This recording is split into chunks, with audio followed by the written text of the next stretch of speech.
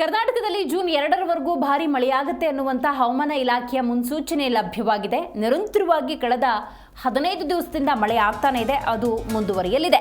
ರಾಜ್ಯದ 5 ಜಿಲ್ಲೆಗಳಲ್ಲಿ red alert ಅಂತ ಹೇಳಿ ಘೋಷಣೆ ಮಾಡಲಾಗಿದೆ. ಕರ್ನಾಟಕದಲ್ಲಿ ಜೂನ್ 2ರವರೆಗೂ ಭಾರೀ ಮಳೆ. ಕರಾವಳಿ ಮಲೆನಾಡು ಜಿಲ್ಲೆಗಳಲ್ಲಿ ಮಳೆಯ ಅವಾಂತರ ಹೆಚ್ಚಾಗಿದೆ. ದಕ್ಷಿಣ ಕನ್ನಡ, ಉಡುಪಿ, ಚಿಕ್ಕಮಗಳೂರು, ಹಾಸನ ಹೀಗೆ ಹಲವು ಕಡೆ ರೆಡ್ ಅಲರ್ಟ್ ಅಂತ ಘೋಷಣೆ ಮಾಡಲಾಗಿದೆ. ಕರಾವಳಿ ಮಲೆನಾಡು ಜಿಲ್ಲೆಗಳಲ್ಲಿ ಮಳೆಯ ಅವಾಂತರ ಅನ್ನೋದು ಹೆಚ್ಚಾಗಿದೆ. ಕೊಡಗಿನಲ್ಲಿ ಧಾರಾಕಾರ ಮಳೆಯಾಗಲಿದ್ದು ರೆಡ್ ಅಲರ್ಟ್ ಅಂತ ಹೇಳಿ ಘೋಷಣೆ ಮಾಡಲಾಗಿದೆ. ಉತ್ತರ ಕನ್ನಡ ಜಿಲ್ಲೆಗೆ ಆರೆಂಜ್ ಅಲರ್ಟ್ ಅಂತ ಹೇಳಿ ಘೋಷಣೆ ಮಾಡಲಾಗಿದೆ. ಬೆಂಗಳೂರಿನಲ್ಲಿ ಕಳೆದ ವಾರ ಆರಂಭ 2 ದಿನ ನಿರಂತರವಾಗಿ ಮಳೆಯಾಗಿದೆ. ಆಗೊಮ್ಮೆ ಈಗೊಮ್ಮೆ ಸಾಧಾರಣ ಮಳೆಯಾಗ್ತಾ ಇದೆ. ಇನ್ನು ಶಿವಮೊಗ್ಗ, ಮೈಸೂರು, ಕಲಬುರಗಿ, ಬೀದರ್ ಜಿಲ್ಲೆಗಳಲ್ಲಿ ಯೆಲ್ಲೋ ಅಲರ್ಟ್ ಅಂತ ಹೇಳಿ ಘೋಷಣೆ ಮಾಡಲಾಗಿದೆ. ನೋಡಿ, ಕರ್ನಾಟಕದಲ್ಲಿ ಜೂನ್ 2ನೇ ತಾರೀಕುವರೆಗೂ ಕೂಡ ನಿರಂತರ ಮಳೆಯಾಗುತ್ತೆ. ಅಂದರೆ ಕೆಲವೊಂದು ಭಾಗದಲ್ಲಿ ಏನಾಗುತ್ತೆ, ಧೋ ಅಂತ ಮಳೆ ಸುರಿಯುತ್ತೆ, ಅಂದರೆ ಬಹಳಷ್ಟು ಮಳೆ ಹೆಚ್ಚಾಗುತ್ತೆ. ಆ ಭಾಗದಲ್ಲಿ ರೆಡ್ ಅಲರ್ಟ್ ಅಂತ ಘೋಷಣೆ ಮಾಡಲಾಗಿದೆ. ಯಾವುದಾ ಜಾಗಗಳು ಅಂತ ನೋಡ್ತಾ ಹೋಗೋದಾದರೆ ಕರಾವಳಿ ಮತ್ತು ಮಲೆನಾಡು ಜಿಲ್ಲೆಗಳು, ದಕ್ಷಿಣ ಕನ್ನಡ, ಉಡುಪಿ, ಚಿಕ್ಕಮಗಳೂರು, ಹಾಸನ, ಕೊಡಗು, ಈ ಭಾಗದಲ್ಲಿ ಅತಿ ಹೆಚ್ಚು ಮಳೆಯಾಗುತ್ತೆ, ಧಾರಾಕಾರ ಮಳೆಯಾಗುತ್ತೆ, ರೆಡ್ ಅಲರ್ಟ್. ಇನ್ನು ಶಿವಮೊಗ್ಗ, ಮೈಸೂರು, ಕಲಬುರಗಿ, ಬೀದರ್ ಇಲ್ಲಿ ಯೆಲ್ಲೋ ಅಲರ್ಟ್ ಅಂತ ಘೋಷಣೆ ಮಾಡಲಾಗುತ್ತೆ.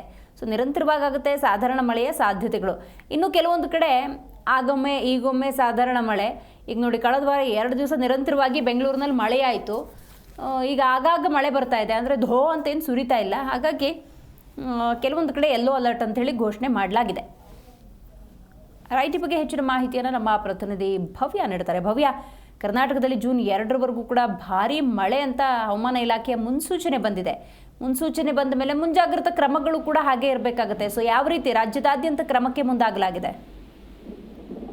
ದಿವ್ಯಾ, ಕರ್ನಾಟಕದಲ್ಲಿ ಜೂನ್ 2ರವರೆಗೆ ಭಾರಿ ಮಳೆ ಸಾಧ್ಯತೆ ಇರುವಂತದ್ದು. ಪ್ರಮುಖವಾಗಿ 5 ಜಿಲ್ಲೆಗಳಿಗೆ ರೆಡ್ ಅಲರ್ಟ್ ಅನ್ನು ಕೂಡ ಘೋಷಣೆ ಮಾಡಿರುವಂತದ್ದು. ಸೊ ಕಳೆದ 1 ವಾರದಿಂದ ಕರ್ನಾಟಕದ ಕರಾವಳಿ ಹಾಗೂ ಮಲೆನಾಡು ಜಿಲ್ಲೆಗಳಲ್ಲಿ ಹೆಚ್ಚಿನ ಮಳೆ ಆಗ್ತಾ ಇದೆ. ಸೊ ಬಹಳಷ್ಟು ಅವಾಂತರ ಕೂಡ ಸೃಷ್ಟಿಯಾಗಿರುವಂತದ್ದು. ಅಷ್ಟು ಮಾತ್ರವಲ್ಲದೆ ಬೆಂಗಳೂರಿನಲ್ಲಿ ಕಳೆದ ವಾರದ ಆರಂಭದಲ್ಲಿ 2 ದಿನ ಮಳೆ ಬಿಟ್ರೆ, ಅಂದ್ರೆ ಆಗೊಮ್ಮೆ ಈಗೊಮ್ಮೆ ಬಂದು ಸಾಧಾರಣ ಮಳೆ ಆಗ್ತಾ ಇದೆ. ಪ್ರಮುಖವಾಗಿ ದಕ್ಷಿಣ ಕನ್ನಡ, ಉಡುಪಿ ಹಾಗೆಯೇ ಚಿಕ್ಕಮಗಳೂರು, ಹಾಸನ, ಕೊಡಗಿನಲ್ಲಿ ಧಾರಾಕಾರ ಮಳೆ ಆಗ್ತಿತ್ತು. ಸೊ ಇಲ್ಲಿ ರೆಡ್ ಅಲರ್ಟ್ ಅನ್ನ ಕೂಡ ಘೋಷಣೆ ಮಾಡಿರುವಂತದ್ದು. ಸೊ ಪ್ರಮುಖವಾಗಿ ಇವತ್ತು ಸಿಎಂ ಜೊತೆ ಕೂಡ ಸಭೆ ಇರುವಂತದ್ದು. ಈ ಸಭೆಯಲ್ಲಿ ಕೂಡ ಜಿಲ್ಲೆಗಳಲ್ಲಿ ಯಾವ ರೀತಿ ಕ್ರಮವನ್ನು ಕೈಗೊಳ್ಳಬಹುದು, ಪ್ರಮುಖವಾಗಿ ಬೆಂಗಳೂರಲ್ಲಿ ರಾಜ್ಯ ಕಾಲುವೆಯನ್ನ ಯಾವ ರೀತಿ ಇದು ಮಾಡಬಹುದು ಅಂತ ಈಗಾಗಲೇ ಡಿಸಿಎಂ ಕೂಡ ಸಿಟಿ ರೌಂಡ್ಸ್ ಮಾಡಿ ನಿನ್ನೆ ಕೂಡ ಅಧಿಕಾರಿಗಳಿಗೆ ಸೂಚನೆಯನ್ನು ಕೊಟ್ಟಿರುವಂತದ್ದು.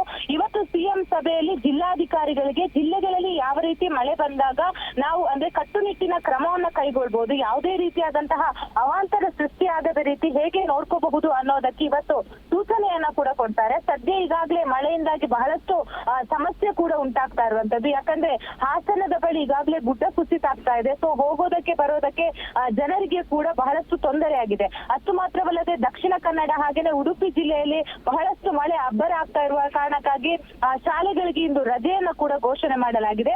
ಅಷ್ಟು ಮಾತ್ರವಲ್ಲದೆ ಅಂಗನವಾಡಿಗಳಿಗೆ ಕೂಡ ರಜೆ ಘೋಷಿಸಲಾಗಿದೆ.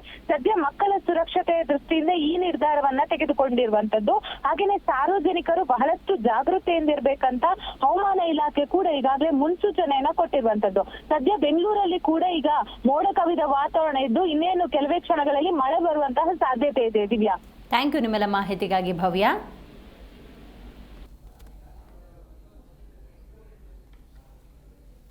ರೈಟ್, ನಿರಂತರವಾಗಿ ಕಳೆದ 15 ದಿವಸದಿಂದ ಮಳೆ ಆಗ್ತಾನೆ ಇದೆ.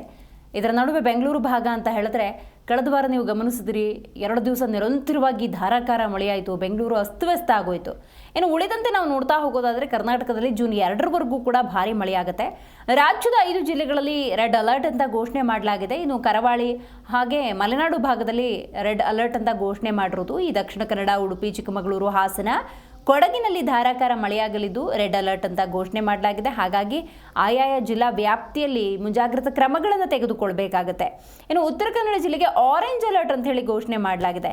ಇನ್ನು ಶಿವಮೊಗ್ಗ, ಮೈಸೂರು, ಕಲಬುರಗಿ, ಬೀದರ್ ಜಿಲ್ಲೆಗಳಲ್ಲಿ ಯೆಲ್ಲೋ ಅಲರ್ಟ್ ಅಂತ ಹೇಳಿ ಘೋಷಣೆ ಮಾಡಲಾಗಿದೆ.